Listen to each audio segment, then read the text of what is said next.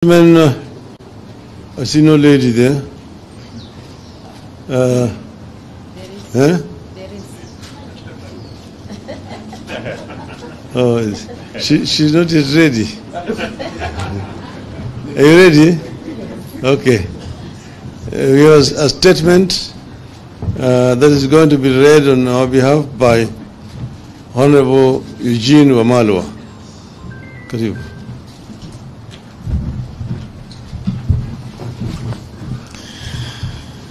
This is the Azimio statement on police brutality. Today, Kenyans woke up to the reality of state-sanctioned execution, injuries, and even theft by police on Kenyans who exercise their constitutional protected rights to protest, to picket, to assemble, and to present petitions.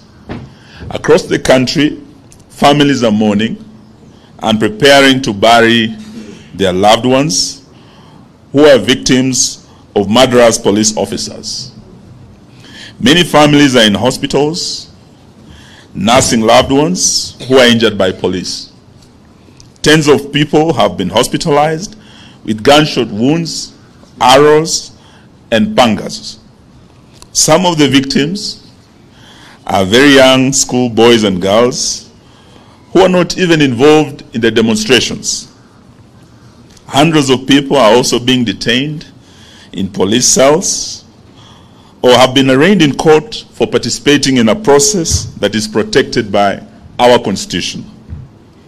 Among those in police custody is our very able Member of Parliament for Mavoko, the Honorable Patrick Makau.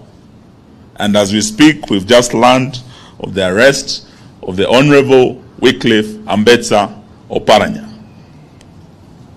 We demand immediate and unconditional dropping of all charges against Honorable Makau and Honorable Oparanya, who has been arrested just this evening, and all those who are arrested for participating in a constitutionally protected action of protesting against punitive policies.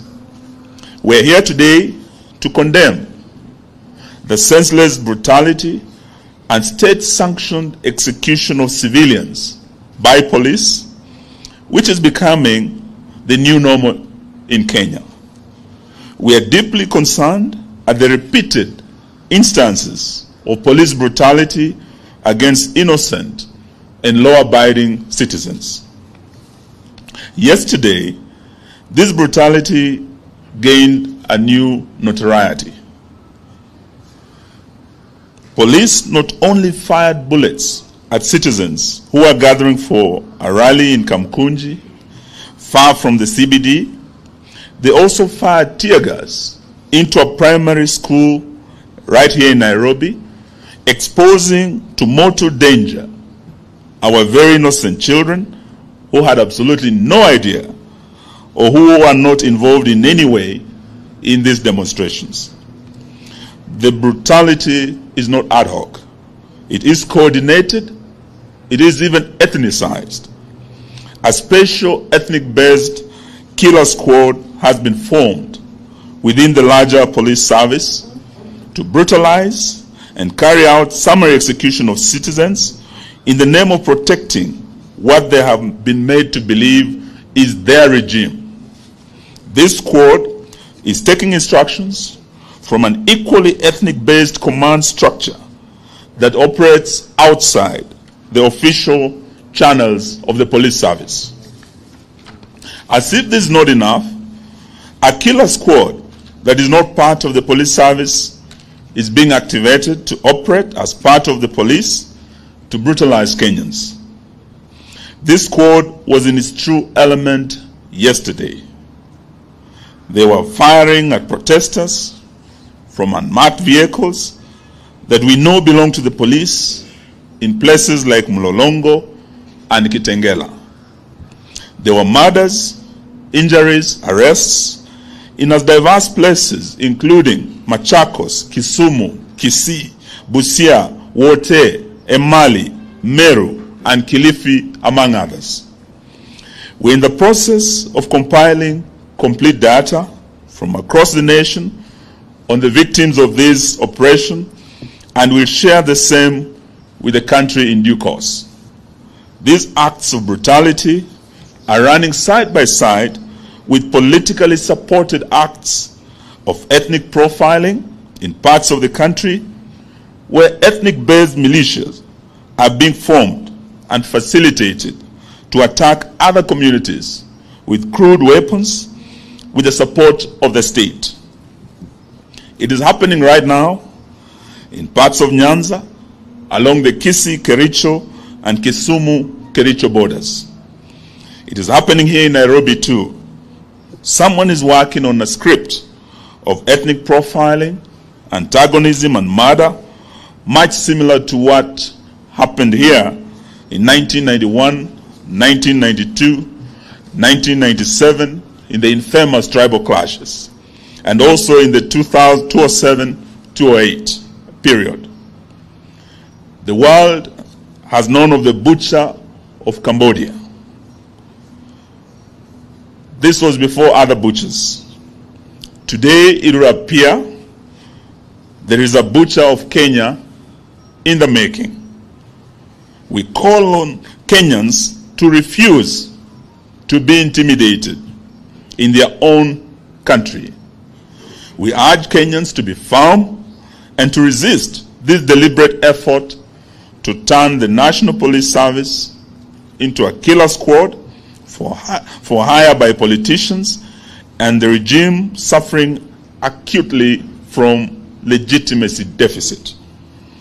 We are going beyond merely condemning this emerging pattern.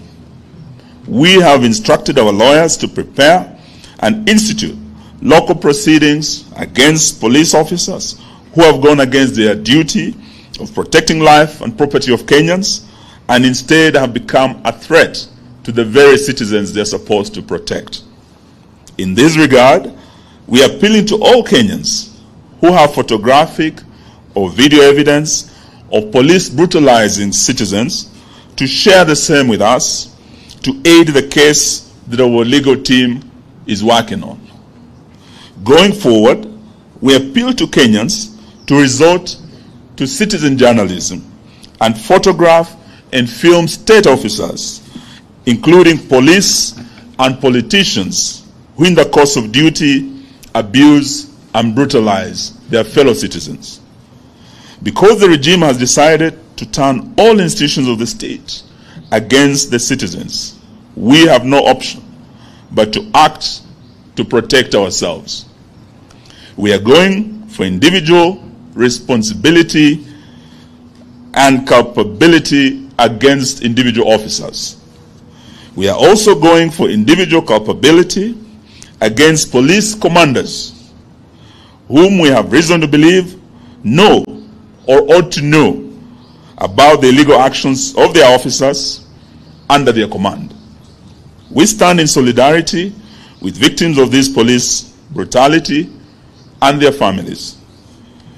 We will be visiting from tomorrow, and we will offer support to offset costs and help lessen the burden on the families. We have made a decision to observe 5 days of mourning in solidarity with the victims and their families, during which we'll try our level best to mobilize support to help lessen the burden on the families of the victims. But we are not giving up in our quest to force William Ruto to lower the cost of living, to commit the audit of the 2022 elections, to bipartisan reconstitution of the IEBC, and respect for political parties, including the Jubilee Party. And this afternoon we are pleased to learn of the High Court intervention where orders have been issued, and the legitimate Secretary General of Jubilee, the Honorable Jeremiah Kion, is here with us. We'll give him a minute to share the good news with us. Consequently, we announce that our